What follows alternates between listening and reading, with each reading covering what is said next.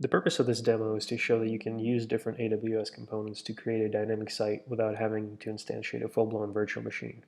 This approach will not work for sites that require software servers such as Apache or Windows Server. However, running an SPA, a single-page application that communicates with an API, is entirely possible, and that's what we're going to demonstrate here.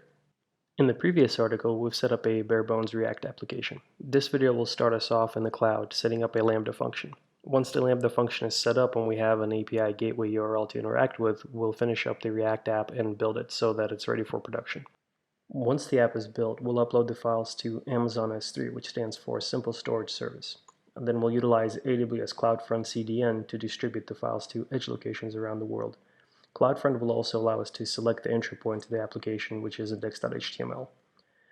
Due to the API gateway having a different domain from our CDN domain, we'll need to allow for CORS, which stands for Cross-Origin Resource Sharing, and we'll do that in our last and final step. Let's get started. We'll log into AWS Console by going to console.aws.amazon.com and find Lambda under Compute. The specific blueprint is irrelevant to us as we'll be using a custom function. We'll go with any Node.js template for this demo.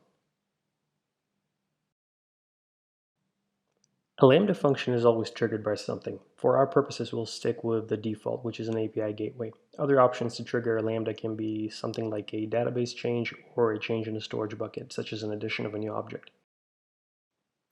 We'll quickly configure the basics for our API gateway that will trigger Lambda.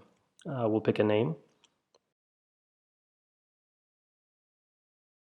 and we'll set the security to open, which is something you probably don't want to do for a production environment.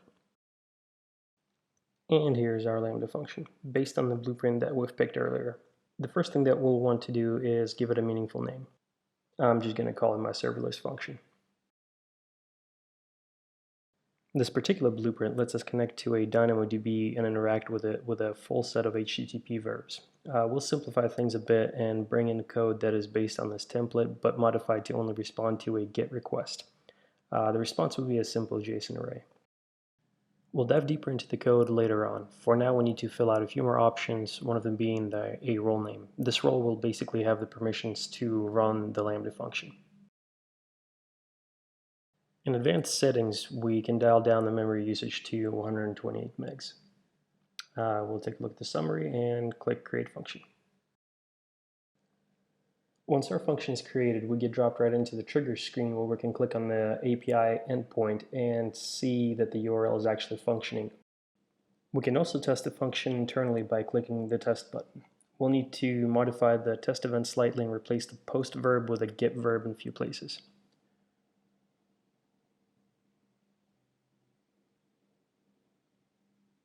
And we'll do save and test, and we see that our function is returning the same JSON that we expect. And really, that's all that we need to do with the Lambda function at this point. We'll come back to it later to modify the course settings to accept the CDN domain.